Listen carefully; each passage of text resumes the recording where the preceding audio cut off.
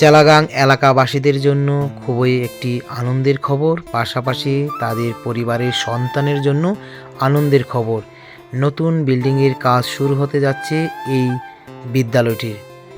বিদ্যালয়টির নাম হচ্ছে স্লাগাহাম উচ্চতর মাধ্যমিক বিদ্যালয়, করবুক, গোমতী, ত্রিপুরার অন্তর্গত একটি গ্রামের সুন্দর একটি স্কুল। সেই পুরাতন বিল্ডিং বাড়ি ভেঙে এখন নতুন বিল্ডিং বাড়ি তৈরি করা হবে। সেই স্কুলটি প্রতিষ্ঠিত হয়েছিল 1954 সালে। অনেক পুরাতন একটি বিল্ডিং বাড়ি। সেই স্কুলটির বিল্ডিং কনস্ট্রাকশনের কাজ এসেছে। পুরাতন বিল্ডিংগুলি ভেঙে নতুন বিল্ডিং বাড়ি তৈরি করা হবে। এখন চলছে 2025 সাল, নতুন বছর। নতুন বছরের শুরুতে আপনাদের সামনে যে তুলে ধরছি এটা স্টাফ রুম। সেই পুরাতন স্টাফ রুম কিংবা অফিস রুম থেকে বিভিন্ন জিনিসপত্র ট্রান্সফার করে অন্য একটি রুমে নেওয়া হচ্ছে, যে রুমটি হচ্ছে সিআরসি রুম। সবসময় এই বিদ্যালয়ে কালচারাল প্রোগ্রাম করে থাকে সেই রুমটির মধ্যে। বর্তমানে এটি স্টাফ রুম হিসাবে পরিণত হয়েছে। হয়তোবা এই নতুন দালান বাড়ি উঠতে কয়েক বছর সময় লেগে যাবে।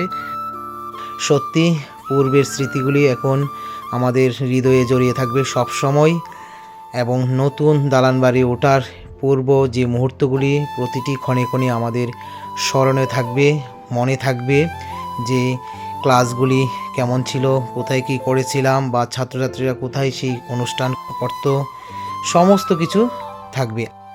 এই বিল্ডিংটা যখন ভাঙা হবে তখন অনেক ছাত্রছাত্রীদের জীবনের অনেক স্মৃতি, স্বপ্ন এই বিদ্যালয়ের সঙ্গে প্রতিটি ইটের কোণায় জড়িয়ে রয়েছে এবং জড়িয়ে থাকবে সব সময়। সেগুলি মনে রেখে একটু হলেও তারা ব্যতীত হবে।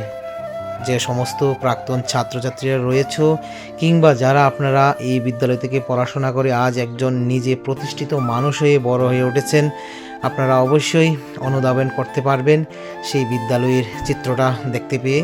তো আজ থেকে সেই জিনিসপত্রগুলি অন্য বিল্ডিংয়ে ট্রান্সফার করার কাজ চলছে।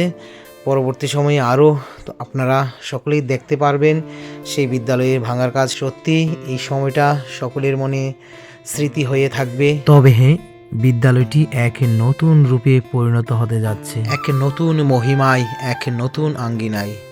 তবে অপেক্ষা করতে হবে কয়েকটি বছর। চেলাগাং এলাকাবাসীদের জন্য এক নতুন পালক। এই বিদ্যালয়ে পড়াশোনা করে অনেক ছাত্রছাত্রী মানুষ হয়েছে এবং আরও মানুষ হয়ে উঠুক, এবং এই চেলাগাং এলাকাকে আরও উন্নত করে তুলুক, সমাজের পায়ে দাঁড়িয়ে এই সুন্দর সমাজ গড়ে তুলুক। আজকের এই প্রজন্মের ছাত্রছাত্রীরা হবে আগামীর ভবিষ্যৎ।